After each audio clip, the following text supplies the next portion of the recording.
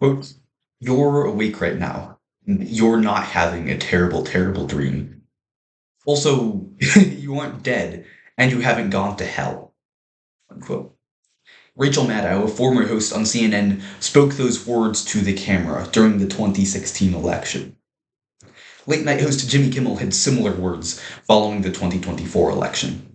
Quote, "It was a terrible night for women and children, for poor people, for democracy and decency." Unquote. But Rachel Maddow didn't really believe that following the 2016 election, the country would undergo hell-like conditions. Jimmy Kimmel didn't actually believe, despite his tears, that women and children would suffer for the next 4 years under a new president. Even if those who spout falsehoods do not actually believe them, though, because falsehoods influence others around them. Friends, family, books, teachers, and movies shape personal beliefs. But one group of these influences sits behind shiny desks. This group brazenly declares what is right and what is wrong. Who should have power and who deserves insult. This group is a subset of political commentators, and their worldview of false outrage and moral confusion has corrupted the morality of millions of Americans. In this speech, we will discuss what false outrage is, how it replaces true morality, and the growing reach of false outrage. In the introduction, we saw instances where media figures were outraged, but their outrage wasn't real. It was a show for the camera. False outrage. By definition, false outrage isn't real. It's a purposeful exaggeration of anger, shock, and indignation. As writers for The Minimalist, a blog that encourages simple living, put it, we've all gotten offended, quote, "We've all gotten offended without asking ourselves why, and then used our fake outrage to cast judgment upon others. We do this, judge people because it helps us feel better. And pretending to be offended is much easier than attempting to breach the walls of introspection." Unquote. It's much simpler to destroy someone in the YouTube comments section than to ask, why do I believe this? According to this worldview, false outrage fulfills the moral duty of compassion.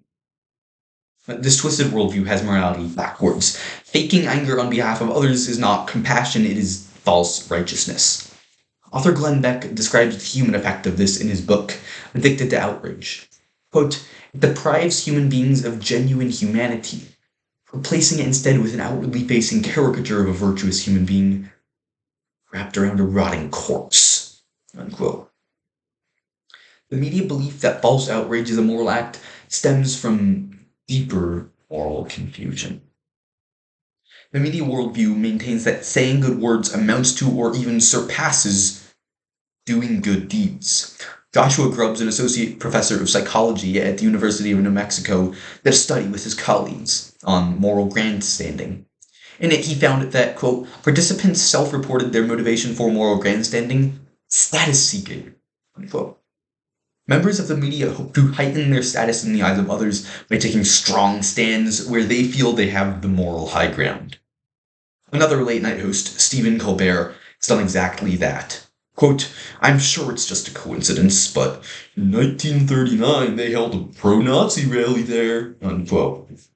With this remark, Colbert insinuated that Trump is Nazi-adjacent, having created a straw man out of Trump, an evil Nazi.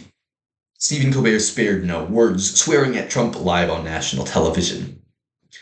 His statements make sense in a worldview which treats moral grandstanding, even at exaggerated or symbolic evil, as an act of virtue. False outrage doesn't stay online. It doesn't cower behind screens. Humans copy the behaviors and worldview of people they spend their time with. That's why false outrage is spreading across our culture today. Talk show hosts and media figures consume a significant portion of many people's days. Logically, the worldviews of these influences seep into the culture. Unfortunate statistics demonstrate this. According to the Foundation for Individual Rights and Expression, the free speech organization, quote, "This year, more than 2/3 of students said that shouting down a speaker is at least rarely acceptable." The report continued, quote, "Even more concerning, about 1/3 of students reported that using violence to stop a campus speech is at least rarely acceptable. Quote. The report noted that these numbers have risen significantly over the past few years. I've had a personal experience with false outrage. 3 years ago, my grandparents and I went to the March for Life in Washington, D.C. When the march ended, I kept my poster as a souvenir.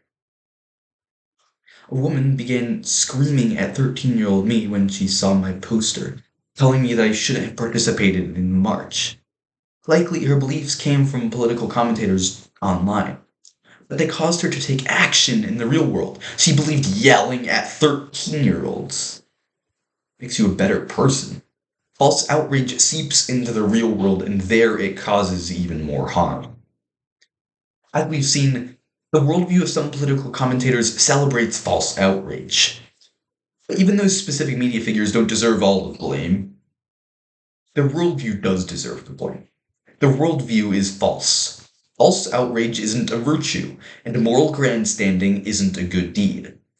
The moral confusion of media hosts has eroded genuine compassion of millions and transformed it into outrage.